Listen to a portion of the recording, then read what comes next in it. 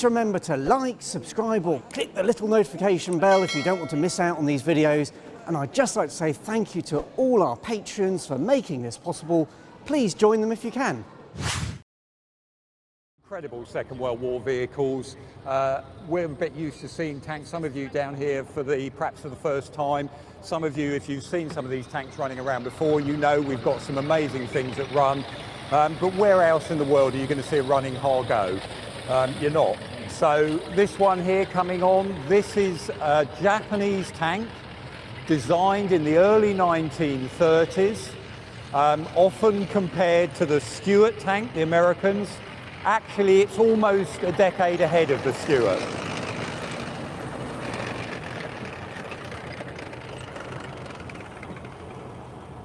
Now, what you get with a Hargo tank is designed by what sounds like an Irish comedian. His name's Tomio Ahara. He's actually the Japanese tank designer. He comes up with a requirement, is issued by the Japanese military. They've already got tanks in service. They've bought some tanks from Britain. They bought what looked like a Vickers medium tank. It had an engine fire. Some of the crew were burnt. So they decide in Japan they're going to go for diesel. So this has actually got a Mitsubishi diesel engine in the back. It's got a 37mm gun. It's not that high velocity. It's got a new suspension system developed by Tomio Ahara.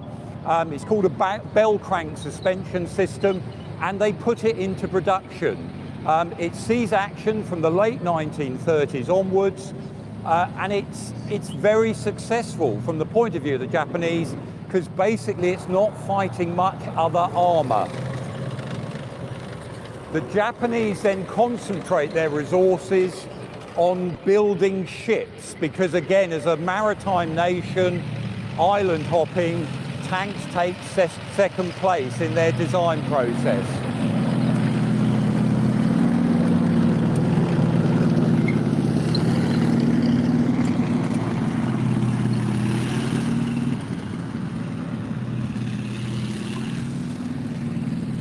Now, we brought out our M3 Stuart, bit of a comparison because scale-wise and certainly in terms of the early fighting, this is one of the tanks that the Japanese bumped into. Stuart's first used in the Philippines against the Japanese.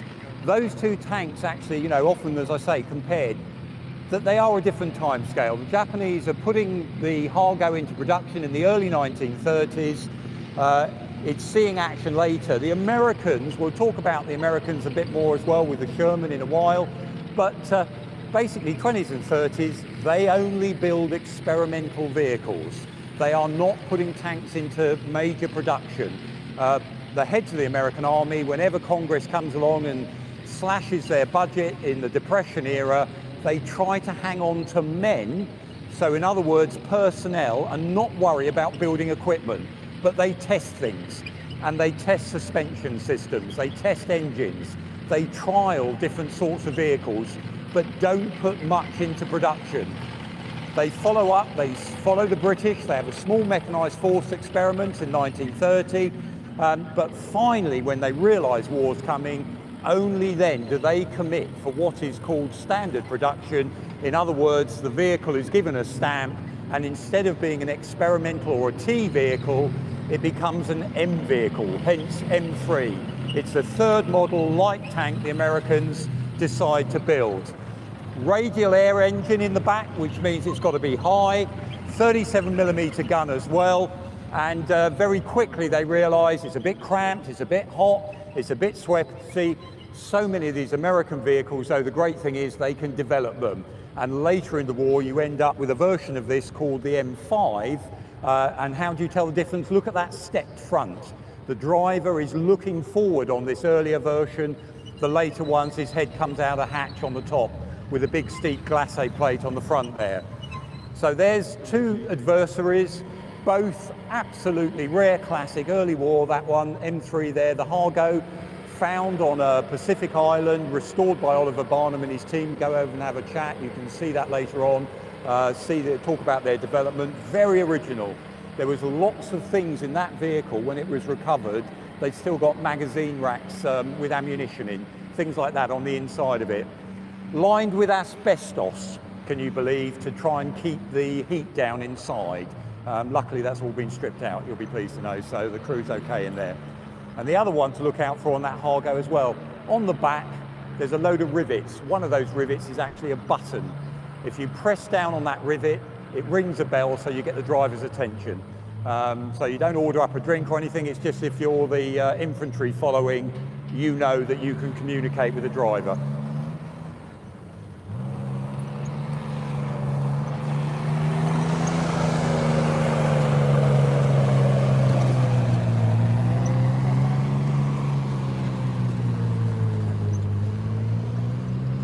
Now, talk about other rarities, absolutely unique, the only one and remaining complete Valentine DD tank. So this is what all the Allied crews trained on before D-Day. They actually land in Sherman DD tanks. What's a DD? If you're looking at the rear of the tank, duplex drive, it can drive by its tracks or it can drive by using the propeller on the rear. And the whole idea, Nicholas Strausler, in the 20s, I mean even before the 20s, end of the First World War, the British are trying to float a Mark 9. We have a Mark 9 in our First World War hall. They're trying to float that tank on a lake outside London. Same lake in 1940, they start experiments with Nicholas Strausler. How are we going to float a tank? How does it get across rivers? How are we going to let that tank come across off for a landing craft? Because we know the infantry, when we get back into Europe, are going to need fire support very quickly on the beaches. So we're going to have to land a tank somehow. So Nicholas Strausler, he's an emigre Hungarian working in Britain. He comes up with the idea, first of all, of flotation tanks, too wide to go on a landing craft, very vulnerable. Then he thinks of the idea, let's have a flotation screen. If you raise the screen up, it displaces enough water to allow the vehicle to float. So in 41, he starts off with he's given a Tetrarch-like tank, he floats that. He then moves on to the Valentine, quarter of British tank production in World War II of Valentines. Reliable, well armoured, it was going to be the Mark III infantry tank, we used it as a cruiser. It works, it's a really good tank for the British to be using. We give them Canadian production of the Valentine, goes over to the Russians. But Strausler puts that screen around it. And the idea is you can raise that screen, that canvas, and it means this vehicle can float. And that was a vehicle they train on.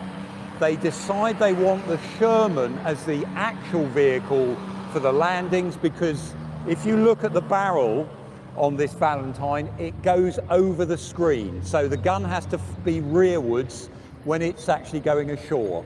So they don't use it in combat. It sees a little bit of work in Italy at the end in the Battle of the Po, but otherwise they're using the Sherman DD. You can see inside, we've got one in the museum. That's because the gun fits going forward, so they can actually fire as they're going ashore. So about the same time as the Valentine's in service, there's our Panzer III.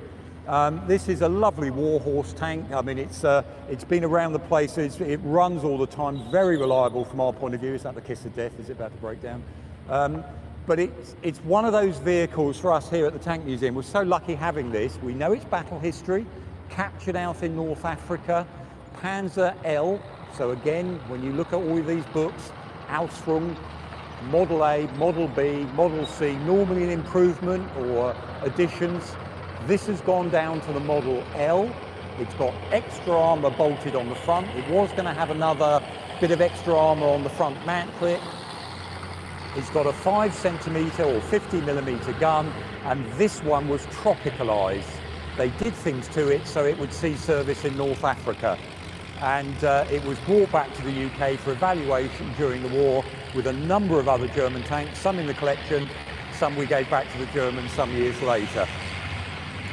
And there it is running with another absolute classic British infantry tank. This is the Mark II infantry tank, the Matilda. Now the Matilda II, designed just before World War II, gets there just in time, the first of being issued to the troops in '39. It's a tank that was designed, think World War I, to support the infantry on the attack. So the idea, thick armour, Don't worry too much about speed. 2-pounder gun, machine gun was probably more important than the 2-pounder. We are going to support you across what they used to call the shelled area. In other words, the bit between no man's land in World War I. We're going to drive ahead, help crush that wire down, take on the machine gun nests, and let the infantry come on behind. So Britain had decided we want cruiser tanks, faster ones that will then go through the gap.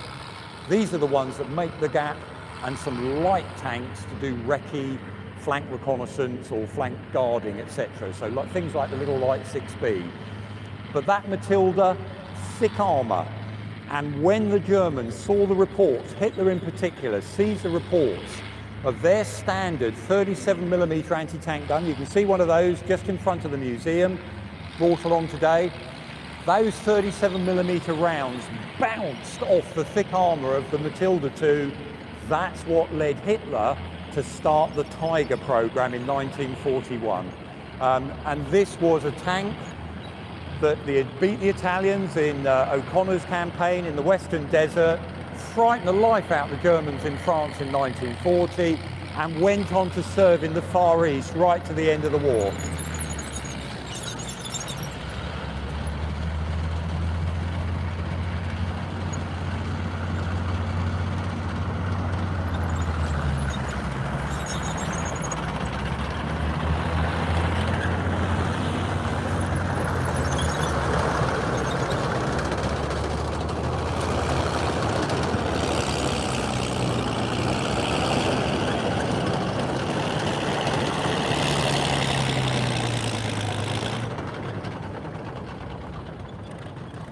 Now basically 2 AEC bus engines in the back powering that vehicle. And one of the issues with British tanks early in the war is the idea of how do you power them. The Americans decided to use aeroplane engines. In Britain we ended up having to twin diesel bus engines to get enough power. And a bit later on, we're going to see how we came up with a solution to that by using the Spitfire engine in a tank. Now that Matilda II, thicker armour than anything else on the battlefield at the time. Bit of a tight turret, commander and gunner in there, drivers right down the front.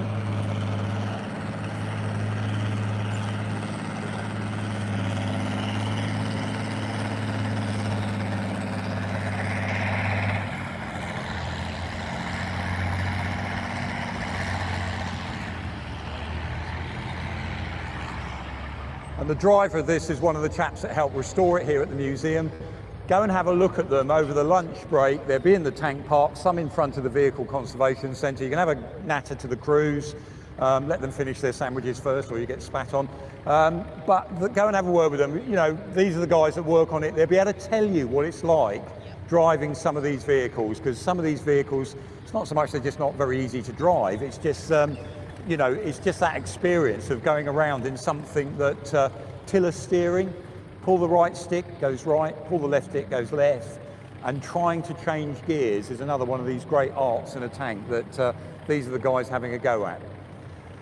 Now, there is a little bit of a tendency to always go ooh about the German vehicles and perhaps not really look at some of the British successes.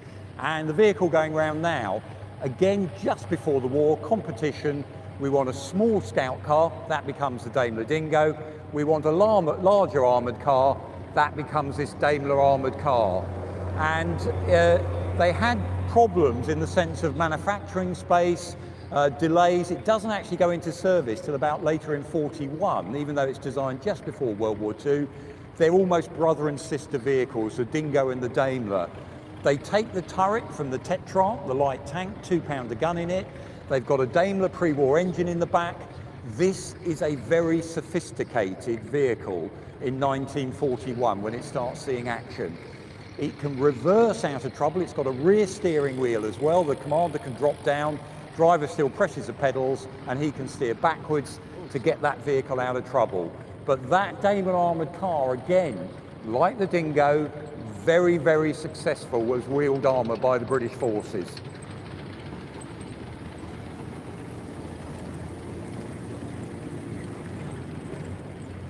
Now this one's something called the M16 half-track, followed by the SDKF-7 half-track. Germany and America really went to town on half-tracks in the 30s.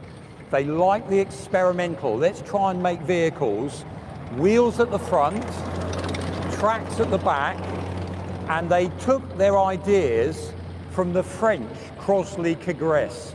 Congress used to work at one point for the Tsar. He was looking at putting track vehicles together. Lots of countries like the idea of them for their off-road mobility. The German SDKF-7, it's used to really tow guns, artillery pieces. This is a late war version of it. Again, with the Germans, as the war progresses, they have to simplify some of the build standards. So early on, you may see pictures of these with what look like seating arrangements across the back for the crew to sit on, lockers to store ammunition. Later in the war, when this one was built, they're doing a very simpler wooden body on because they need to produce them quickly. And again, with a lot of this German equipment, the best units had these as track vehicles. The vast majority of German artillery is still being towed by horses. Right the way through the war, they are not a fully mechanized army. Now the American half-track, again, they look in the 1920s, 1930s, that age of experimentation. They have a go at trying to work out what's going to be the best one if we do go to war. Their war plan is basically, we're going to throw money at the issue when the time comes, and it works for them. They get the front of an M3 scout car, wheels on the back, wheels on the front, and they marry it to a tracked rear vehicle lorry. And they join those two things together, and they make about 38,000 of these half-track vehicles. This particular one, the M16, is the model with those 4 .50 caliber Brownings in the back, used for anti-aircraft use. By the time they're landed in Normandy, there's not much of the Luftwaffe left as a threat, so they tended to be used on ground targets as well. And they saw service right into the Korean War. Lots of countries use them much longer afterwards.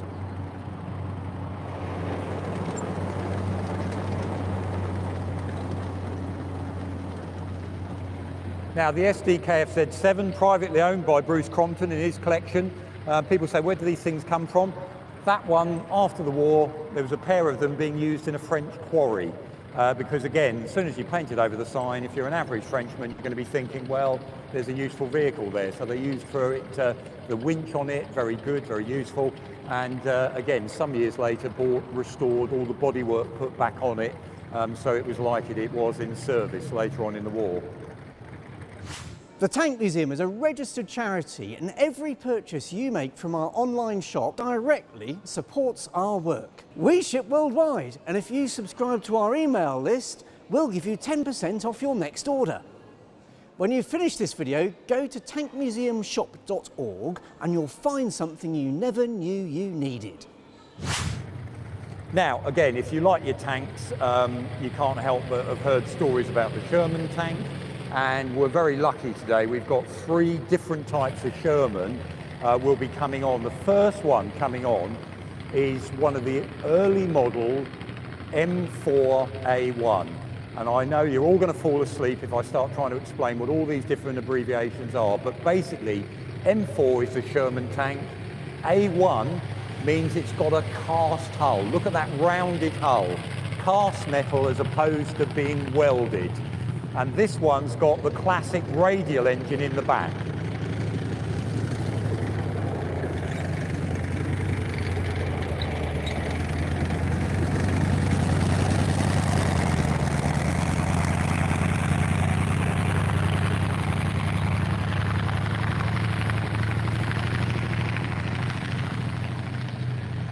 And doesn't that sound good?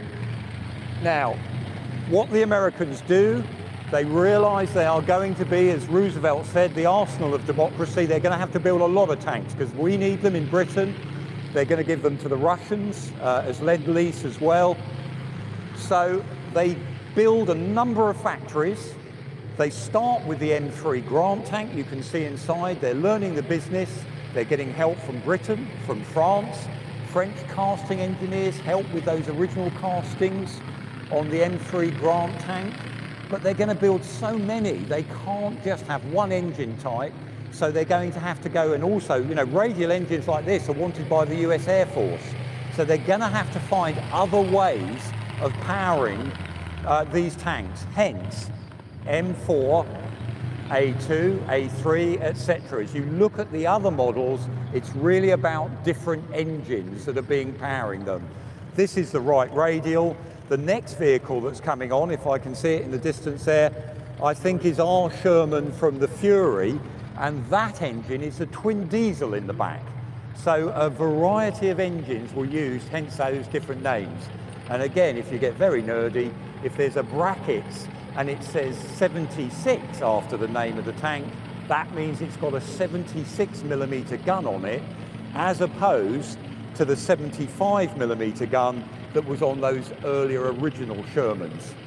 Now the Sherman, again, whatever people tell you about it, if they start criticising it, look them in the eye and say, look, that is a tank that pretty much saved the West.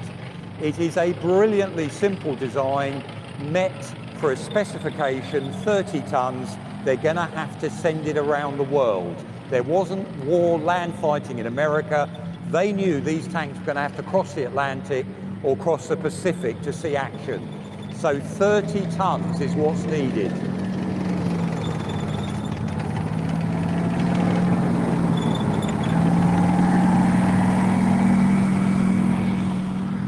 When they first go into action, the Sherman, like the M4A1, those Shermans were used by British forces at the Battle of Alamein in October of '42, and we loved them. They were reliable. You could fix them relatively easily. Reliability, major issue for early British tanks, but they could fix these very well, easily, and there was a lot of them. That was the other great thing. So it gave us breathing space. Don't forget, in Britain, we're trying to build fighters, bombers, we've got a navy. You know, we need all the help we can get to maintain our campaigns around the world. Now with the Sherman, they're arriving in numbers, 75mm gun, the armour thickness on those early Shermans, that was easily a match for the Germans at the time.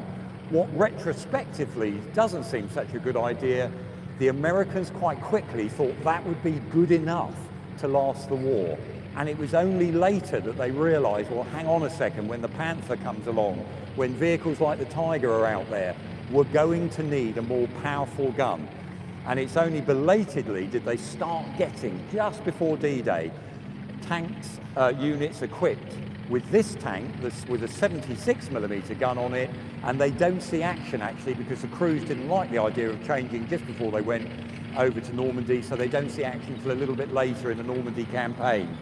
But what you've got there is a millimetre wider hole at the end of the barrel, so 76mm, but a much longer gun that can take a larger cartridge case and therefore more velocity behind the round that flies out the end. And don't forget, the Americans originally see the Sherman as really an exploiter, like a British cruiser tank, going through the gap, doing its business behind the lines. If it met an enemy tank, so be it, we might have to take them on, but actually for fighting enemy tanks, we've come up with the idea of the tank destroyer. Vehicles like the M10, later the Hellcat. It was seen as a theory not to work in combat, and retrospectively, very quickly, the Americans realised, hang on a second, we're going to have to do something about it. They pushed the Pershing into operation a bit later on. So there you've got Chris Till's privately owned, lovely M4A1. You've got our tank that again is all kitted out. That's the one you saw in the Fury movie. It was a hero tank there that's on, and we're now going to see another type of Sherman, longer body when he goes round. If you want to be a real spotter, look at the wheels. They're slightly further apart because they had to make this longer to fit yet another type of engine in. And this is the Chrysler multi-bank engine, where they get a whole load of car engines, bolt them together around a single shaft in the middle, and this is only one of 3 running Shermans with multi-banks in the world at the moment. And again, you listen to all those different engine notes, when this one goes past, it's different. As I say, longer body to fit it in, same 75mm gun on there at the front, and this is the welded hull, so this one they call an M4, not the A1 bit.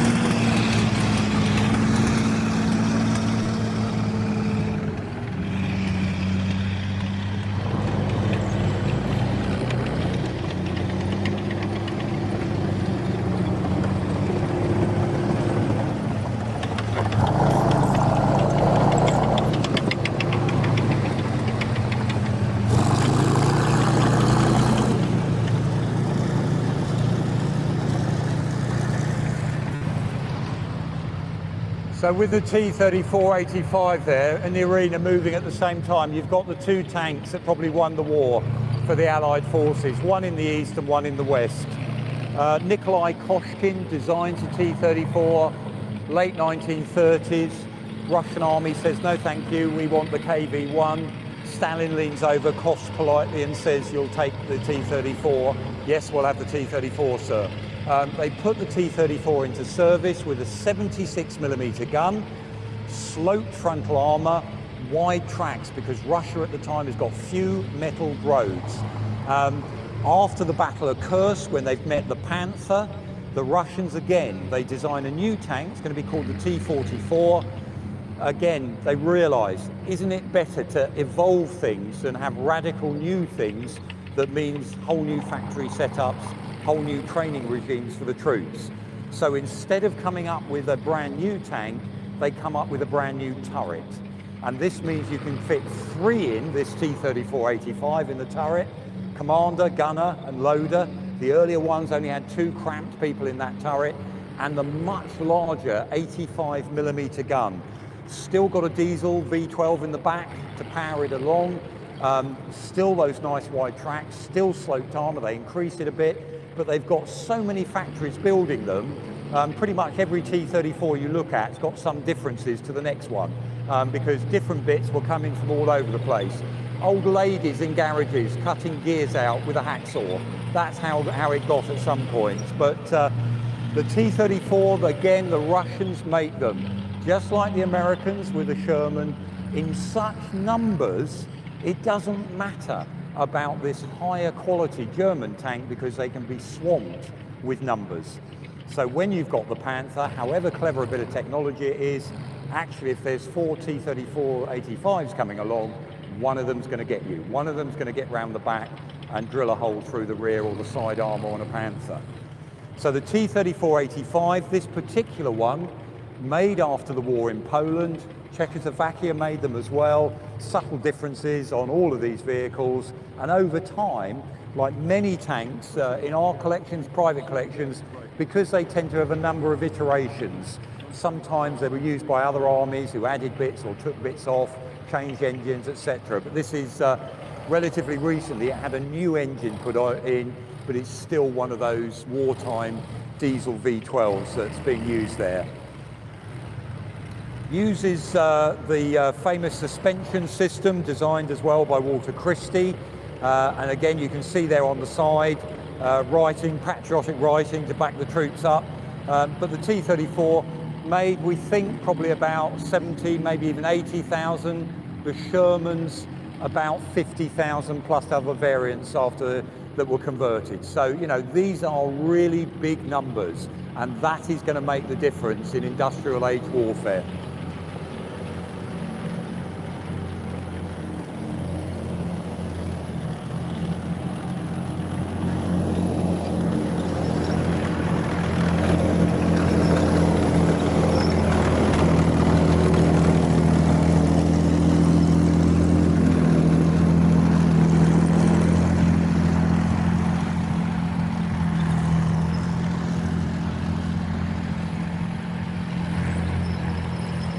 Now, as I mentioned earlier in the war, Britain has the problem. We leave our tanks behind us at Dunkirk, lots of them in France. Churchill says to the factories, keep making what's in production now. Don't stop, to do an improved model, we need tanks now. And that order was repeated, amazingly, into early 1942. The American Sherman gave Britain breathing space. So we were concentrated, Spitfires, Lancasters. We wanted to get back at Germany. We got a navy, we got colonies, we've got an empire. We're fighting around the world. Russia wasn't, just remember that. Russia couldn't give a monkeys about its navy, didn't give a damn about its air force, just built tanks. Britain had to do the lot. So again, from that point of view, those American Shermans were a godsend for Britain. When we did get back to the idea of starting to create tanks, Cromwell family, and then this fella driving around now, which is the Comet.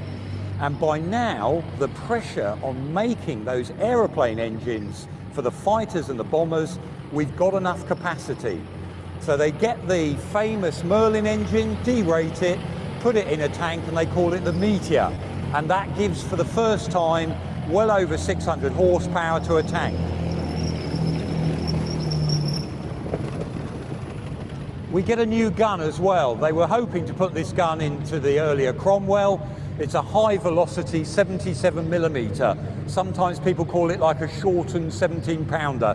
It's not actually, it fires the same round as a 17-pounder, but it's got a different case. The case comes from the 3-inch anti-aircraft gun.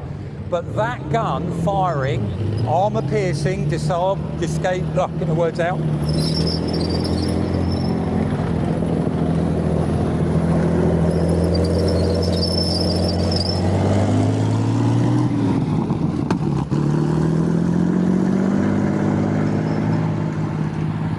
Yeah, that gun firing armour-piercing, discarding sabot rounds. In other words, a slug of tungsten in a pot. That round was more effective than the rounds being fired by the German Panther.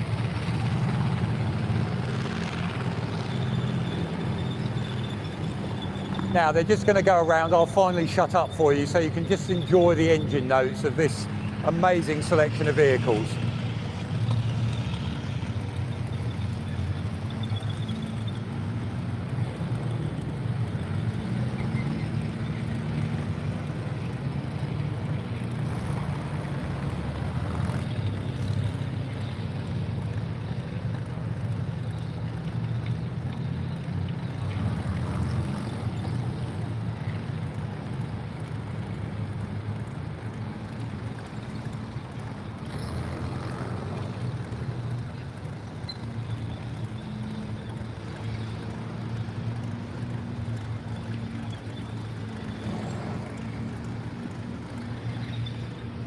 As I said, you can, a little bit later on across the lunch hour, you can go down, the tank park will be open. Obviously we can't open it when we've got vehicle movement going on, but you can pop down there a bit later on and have a closer look at some of these vehicles. Just remember, if you do go up to them, if they've been running around, those exhausts are still probably going to be hot. So do have a word with the crews before touching anything.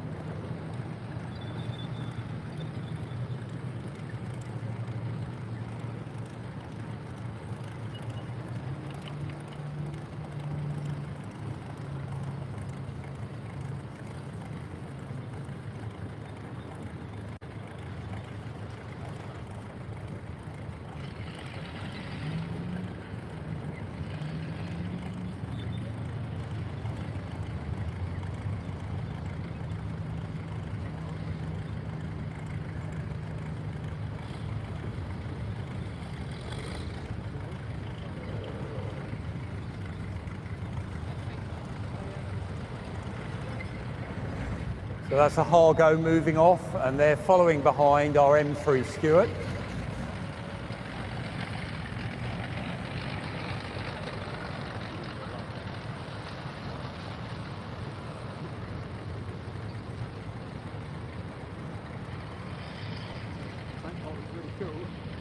And as you can imagine, trying to park all these things is not easy when the driver on most armoured vehicles can see directly ahead, not left, not right.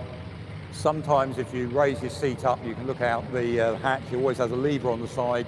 Of course, when you come under fire, you pull the lever up, the seat drops down, so you're under armour. Now our Hargo just having one more lap round.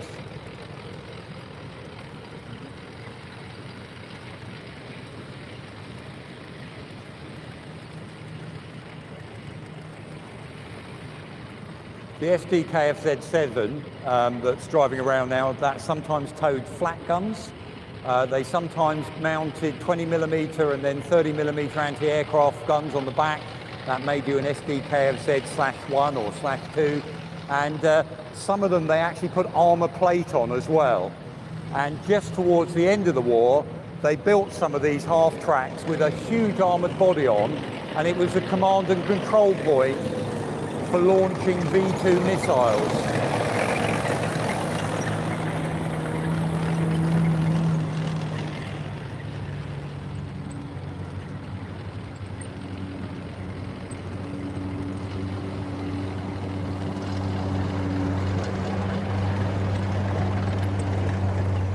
And again, like the German tanks, you'll see on this those interleaved road wheels. The idea being, designed in the 30s in Germany, the idea if you overlap the road wheels, what they're trying to do is spread the weight out over the track of the vehicle. But they do end up using fairly complex needle roller bearings on their tracks. So these, again, they're very impressive looking vehicles, but they are complex and relatively expensive to make. And that's another one of these arguments when you're looking at what was better, what was done well. Actually, the Germans made, they're superb engineers, they made some amazing vehicles, but can you make enough of them in wartime? And again, back to that simplicity of the Sherman and the T-34, that's where, again, many people think the Americans and certainly the Soviets got it right in keeping that simple production. Bit rough on the tank crews if you're looking for equal matches all the time. But again, if you're in a Sherman, the average in Normandy, if you're knocked out, you lose one crew member. But the rest of the crew could go and get another tank because the Americans could supply so many of them. And again, back to that numbers count in warfare.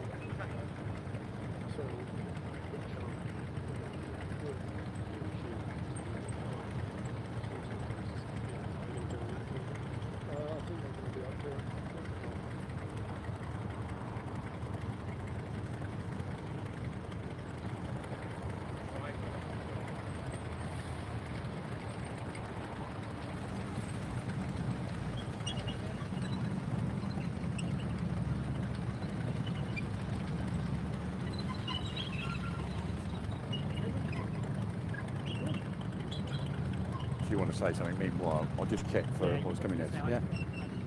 Yeah, sure.